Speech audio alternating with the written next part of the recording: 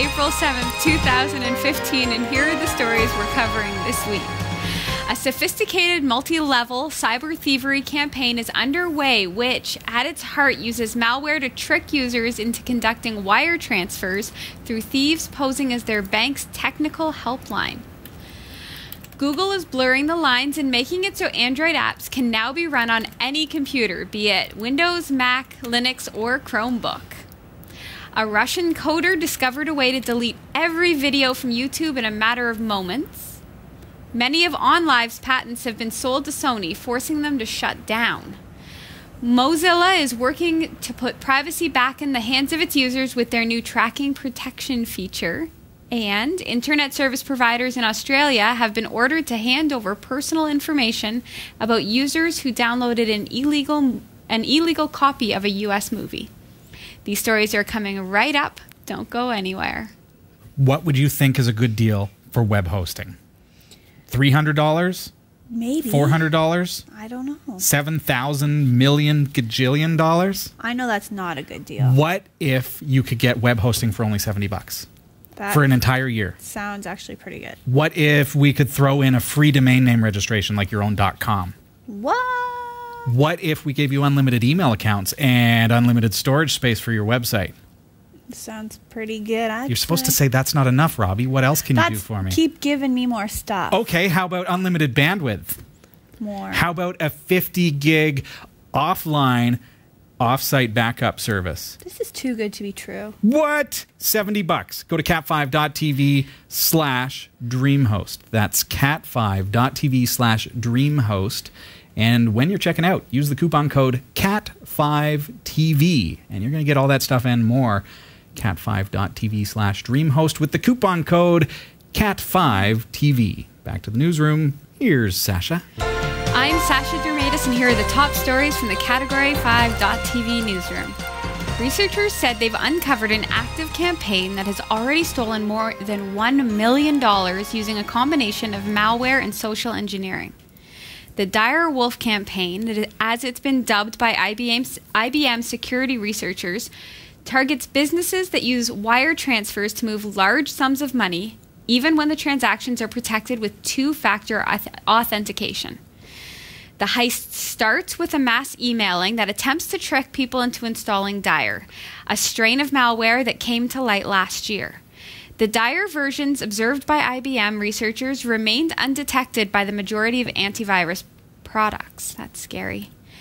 Infected machines then send out mass emails to other people in the victim's address book. Then the malware lies in wait. IBM security intelligence researchers John Kuhn and Lance Mueller explain in their blog post, once the infected victim tries to log into one of the hundreds of bank websites for which the Dire is programmed to monitor, a new screen will appear instead of the corporate banking site. The page will explain the site is experiencing issues and that the victim should call the number provided to get help logging in. Oh. As soon as the victim hangs up the phone, the wire transfer is complete.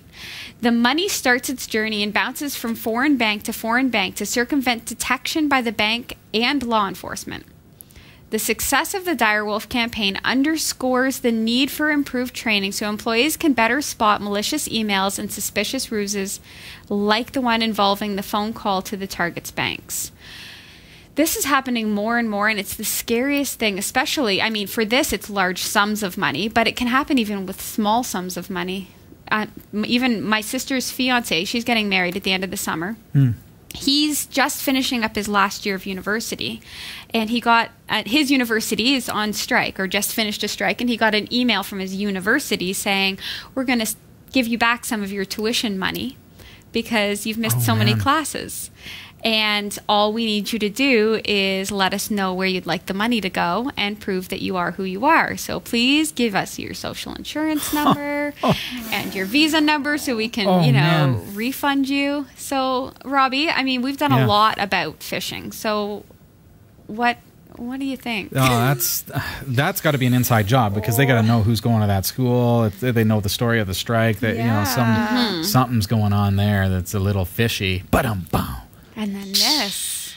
Unless? No, and then this. Oh, and then. Oh, yeah. And what you're saying now Okay, so it's basically malware that gets into your computer. We'll call it a virus.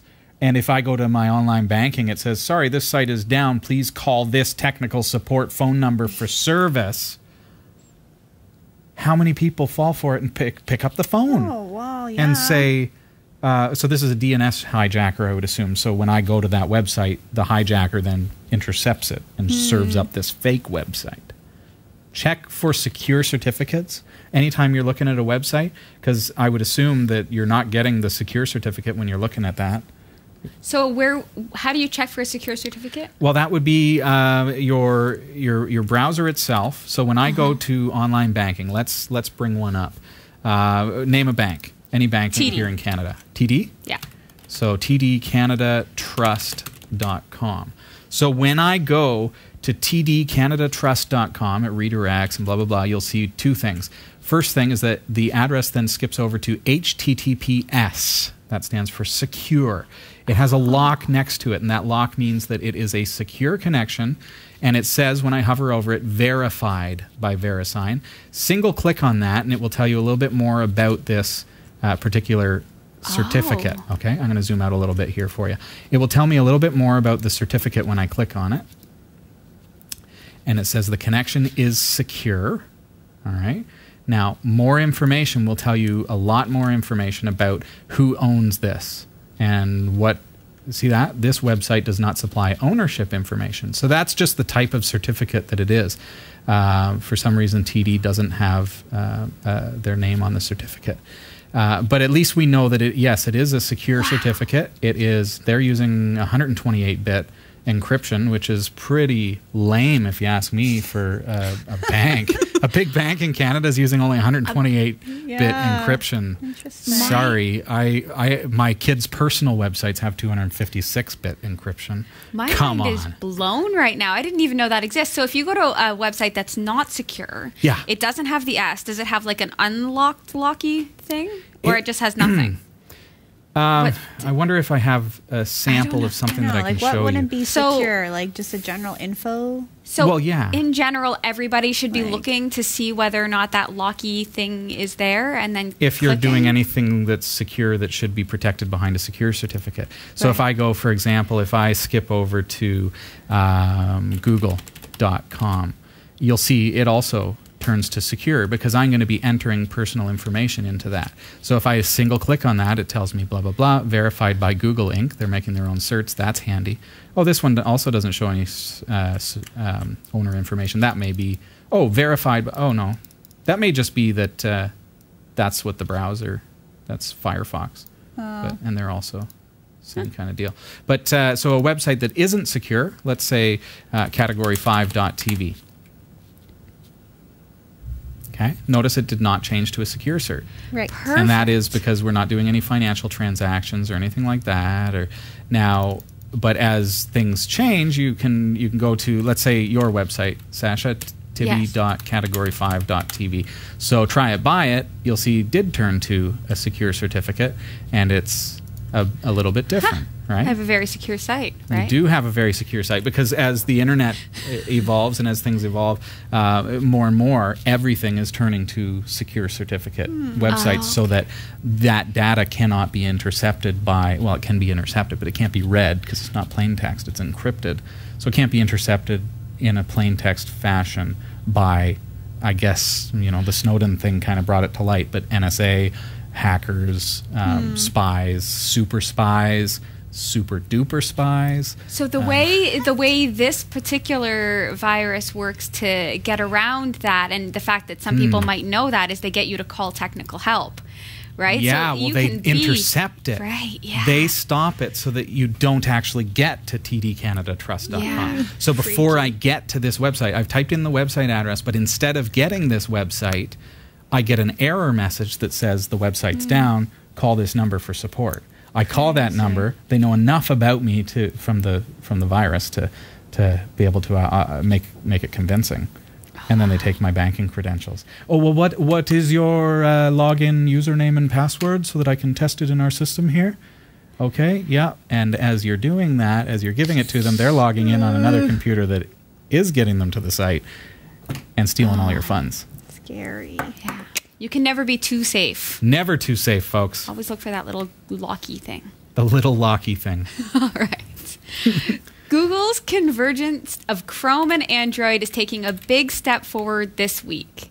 After launching a limited app runtime for Chrome, aka Arc, back in September, Google is expanding its beta project to allow Android apps to run on Windows, OS X, and Linux. It's an early experiment designed primarily for developers, but anyone can now download an APK of an existing Android app and launch it on a Windows or Linux PC, Mac, or Chromebook. There are some limitations. By default, only one app can be loaded at a time, and you have to select landscape or portrait layout and whether you want the app to run in phone or tablet style. Developers will need to optimize their apps for Arc, and some Google Play services are now supported right now, making that process a whole lot easier. So that means any of my apps I could run on my laptop, which is Linux, right? That'd be cool, eh? And I wonder if the convergence will end up being a drive to, the Chromebooks. And I think about how, now you can run your Android apps on those as well. Yeah. That opens up a lot of stuff.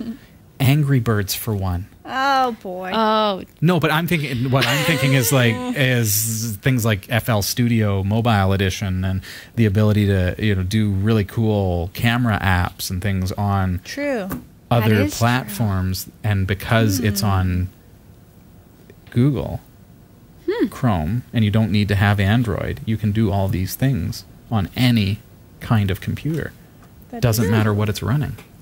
That could be really good. That's great news. Here's interesting news. A Russian coder has revealed how he discovered a way to delete any video on YouTube. A demonstration of the technique was posted online showing that once he had copied a part of the video's web address, he could use it to wipe the clip. Rather than exploit the hack, he instead reported it to Google, who fixed the exploit within hours and gave him a $5,000 reward. Ew. While this exploit could have been used to almost instantly purge YouTube of all of its video content, the coder joked that he would have been content just to wipe Justin Bieber's music videos. Oh, man. Okay, so I read this story earlier, and the first time I read it, I thought, this is great. The second time I read it through, that's right, I read every news story twice. I thought, $5,000?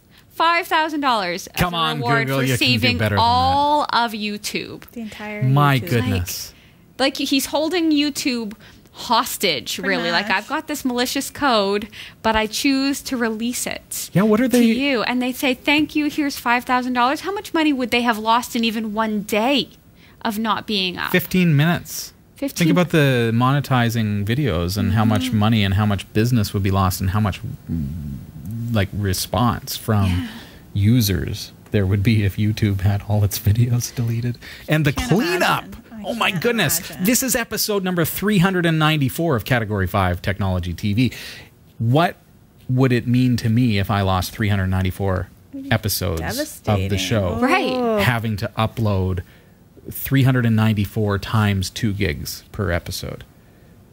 Yeah, it would cost you more than $5,000 to just what is Google thinking? All of that work. Yeah, a bigger thank you, a much bigger thank you. Much bigger thank you. I think the community could come together and do better than that, giving this guy, a penny each. Just to say, hey, thanks for... This guy deserves a huge reward for knowing that, getting it fixed, and not exploiting it. Although what he said about Justin Bieber is not nice, and Justin Bieber most recently was roasted, so he doesn't need any more not nice things.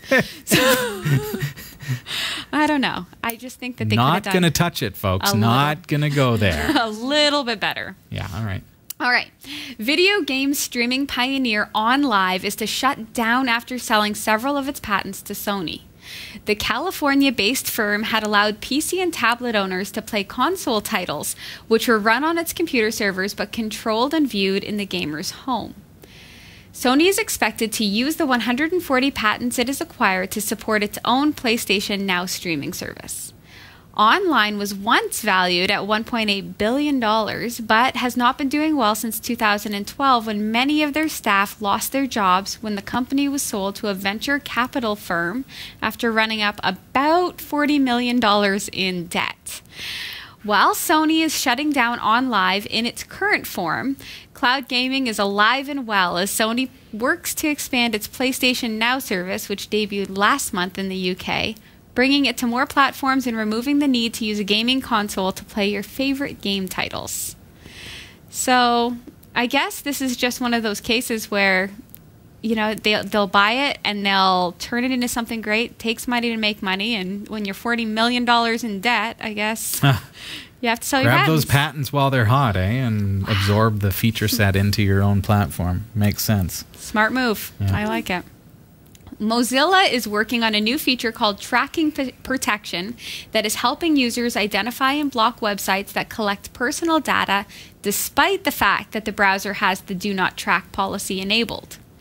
Browsers have included an incognito feature for years now, and you would think that would be sufficient, but it's not. Some websites still gather information, and that happens even if the user enables the Do Not Track option that are present in most browsers today. In a world concerned very much with privacy, having websites get data from your computer without your consent is a problem, even if it's only cookies or other metadata. Tracking is the collection of a person's browsing data across multiple sites, usually including content. Tracking domains attempt to uniquely identify a person through the use of cookies or other technologies, such as fingerprinting. While Firefox has a Do Not Track feature that tells websites not to monitor your behavior, companies are not required to honor it. Which blows my mind. Firefox's tracking protection feature puts the control back in your hands by actively blocking domains and sites that are known to track users. Tracking protection is a very new feature, and it's only available in the nightly builds of the browser, which means it will take a few months until it reaches the stable branch. I didn't realize, like I just assumed, Robbie, that when you have like the incognito on, or that's it. Never make this assumption. That you're incognito. That now it's safe to send emails with the president's home address, social insurance number. It appears that then they can't track you. No. So now it's a little bit better? I think this is where there's a misconception. I think even the President of the United States doesn't quite get that if you have a phone number, you can find the person's name even if it's not on the printout. So if I have your IP address, go to maxmind.com. Blow your mind. Maxmind. That's how we'll remember it, all right? Catchy little jingle. Maxmind.com, for example, uses geolocation service. Punch in an IP address. It'll tell you where it is. I don't like that. Yeah. Creepy. But what's crazy about a tracking cookie is, remember we had this discussion, Sasha, a couple weeks back, and you probably remember at home.